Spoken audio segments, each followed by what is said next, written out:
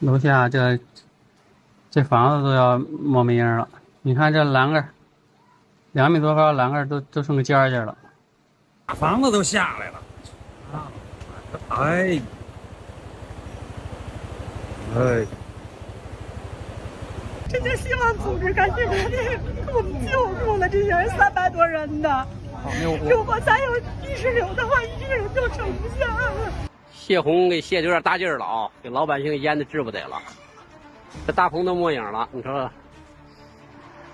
这新建的大棚啊，完了，全部啊，完了，这老百姓没法活了，大棚全淹掉。完了，这老百姓没法活了。这句话，我想可能是过去几天里很多北京、河北、天津居民心里最沉重的一句话。从7月26号开始，中国华北地区遭遇了一场官方口中的极端强降雨。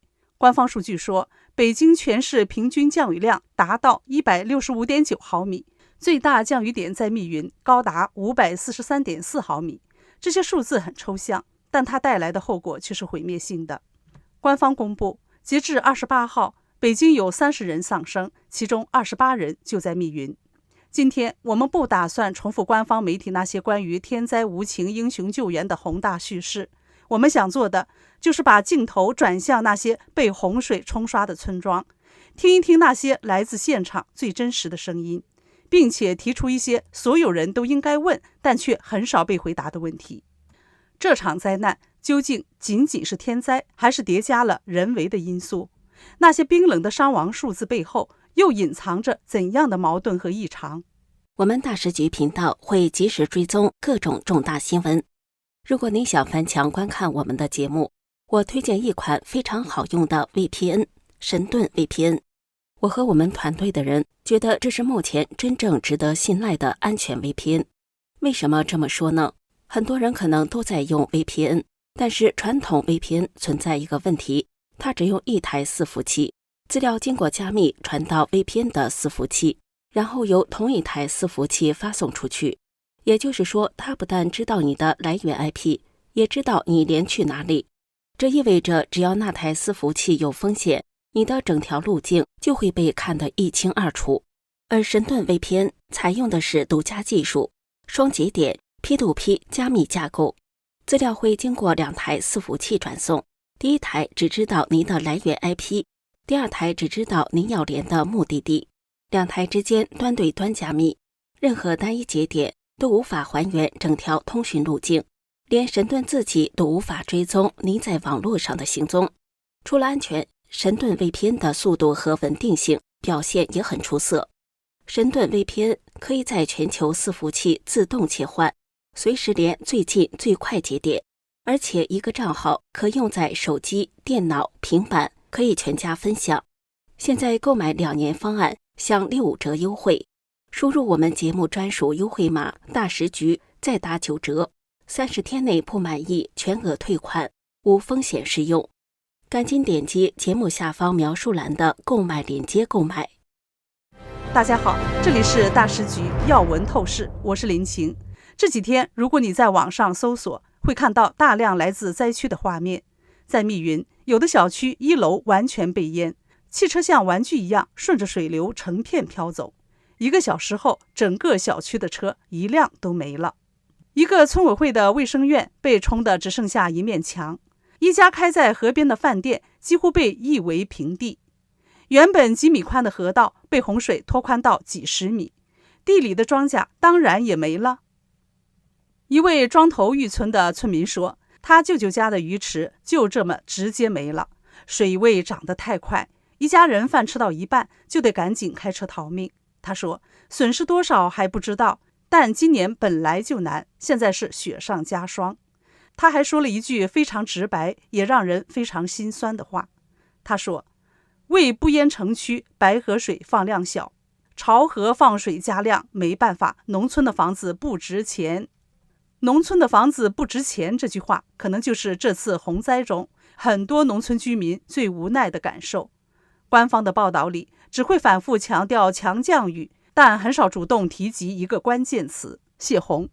事实是，仅在7月27号这一天，北京的密云、怀柔、平谷等地至少9座水库同时开始泄洪。密云水库的出库流量在短短的几个小时内就达到了每秒500立方米。这是什么概念？一个标准的游泳池大概是1250立方米，也就是说每2秒半就有一个游泳池的水量从水库大坝里奔涌而出，冲向下游的村庄和农田。一位大陆律师刘明先生，他点出了一个长期存在的问题。他说，中国的水库在旱季下游需要水的时候，水库为了自身利益往往不放水，等到洪水来了，水库又怕自己溃坝，于是为了所谓保护国家财产，就选择在下游已经被淹的情况下开闸泄洪。这无疑是雪上加霜。在怀柔区的孙湖沟村，情况更加危急。一位求救的村民声音里充满了绝望。他说，村里的路都断了，只能拴着绳子沿着水边走。他希望消防队能进来，把能走能抬的人都救出去。他说，村里有300多人还被困在山里，处于失联状态。如果再发生泥石流，后果不堪设想。而最让我们震惊的是他说的这些话。孙湖沟村伤亡就是孙书记和孙书记他老婆都被冲走了，还有2个，有1个有尸首，3个都没有尸首。请记住这句话，因为它引出了我们今天要探讨的第2个，也就是最核心的疑点。矛盾的数字与反常的发布。这次洪灾最让人感到不安和疑惑的就是官方关于人员伤亡的报道。我们来梳理一下这个极不寻常的时间线。7月27号，星期天，北京日报报道，密云区共转移了3000多人，实现应转尽转，并且强调暂无人员伤亡与失联。请注意这个时间点和这个结论，暂无伤亡。7月28号，星期一晚上9点50分左右，新华社突然发布了一条来自最高层的消息，习近平对救灾作出指示，提到北京等地造成了重大人员伤亡。紧接着，中国总理李强在批示中更直接点名北京市密云区暴雨洪涝灾害造成重大人员伤亡。这条消息一出来，立刻在网上引发了议论。为什么？因为按照中共官场和官媒的惯例，发生重大灾难一定是地方政府先核实，先公布伤亡人数，然后由中央领导再跟进表态做指示。但是这次顺序完全反过来了，北京市政府还一片静悄悄，最高领导人却先一步预告了北京有重大人员伤亡。一位北京的官媒高层主管当晚就在自己的微博上感叹说，这个信息披露的方式太让人意外了。网友们的直觉更敏锐，很多人留言说不妙，看来密云真的出大事了，否则他们不会这样说。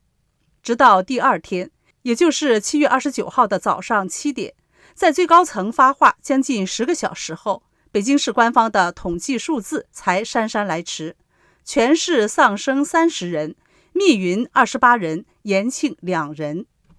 这就产生了几个巨大的疑问。第一，信息发布为何如此反常？是地方上报不及时，还是有所隐瞒，以至于需要中央来倒逼地方公布真相？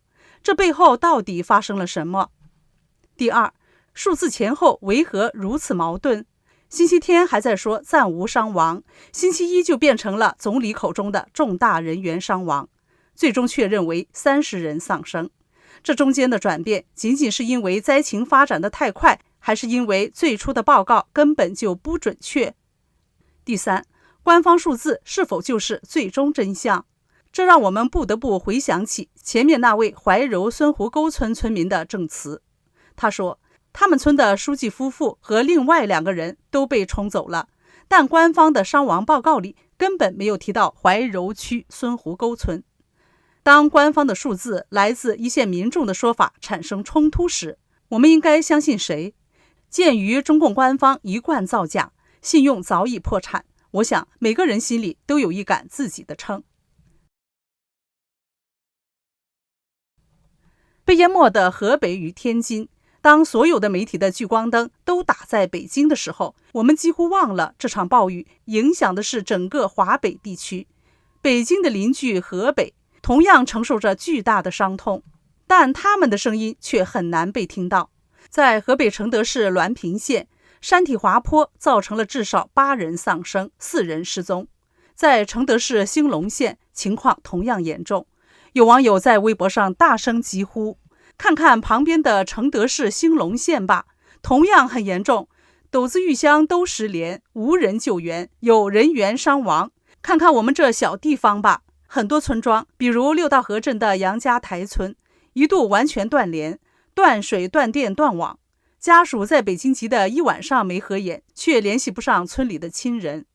有记者联系到镇政府，工作人员说，整个镇的手机都没信号，救援队虽然进去了，但具体进度，他们在县城里的人也完全不清楚。一位自己从灾区走出来的民众说，断水、断电、断网、断桥，他不是本地人，是28号下午自己走出来的。另一位当地人说，他开车到河边，桥已经冲垮了，他只能爬山进村看望家人。这些零散的信息拼凑出一个现实，在聚光灯之外，有大量小地方的灾情可能远比我们想象的更严重，而救援资源却又是那么的有限。与此同时，天津的冀州区也爆发了当地有水文记录70年来的最大山洪，上万人紧急转移。这是一场区域性的灾难，每一个受灾点的背后都是一个个破碎的家庭和毁掉的生计。一场暴雨，一场洪水，让我们看到了太多。我们看到了被洪水吞噬的家园，听到了农村的房子不值钱的无奈。我们还看到了官方报道里前后矛盾的伤亡数字和一个极其反常、引人深思的信息发布流程。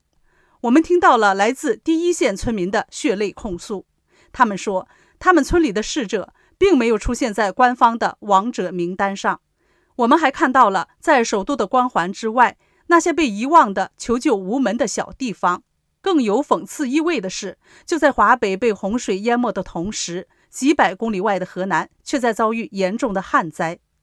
在网上评论区里，很多人甚至在许愿，希望北方的洪水能南调到他们那里去。一边是水漫金山，一边是水地干裂，这背后暴露的是在水资源管理、灾害预警和应急体系上可能存在的巨大问题。我们今天提出这些问题，是因为在每一场灾难面前，真相和透明是对逝者最基本的尊重，也是对生者最必要的交代。当一场灾难来临时，一个政府的首要责任究竟是保护重要的城市和基础设施，还是保护每一个公民的生命财产？当官方的说法与民众的亲眼所见、亲身所经历的产生巨大鸿沟时，我们应该如何去寻找真相？当那些来自田间地头、来自偏远山村的声音被洪水的咆哮和主流媒体的沉默所淹没时，又有谁来为他们记录下这一切？这些问题没有简单的答案，但我们必须去问，也必须去思考。这里是大时局要闻透视，感谢您的陪伴与思考，请订阅、分享并打开小铃铛，和我们一起在动荡中坚守真相，在黑暗中点燃希望。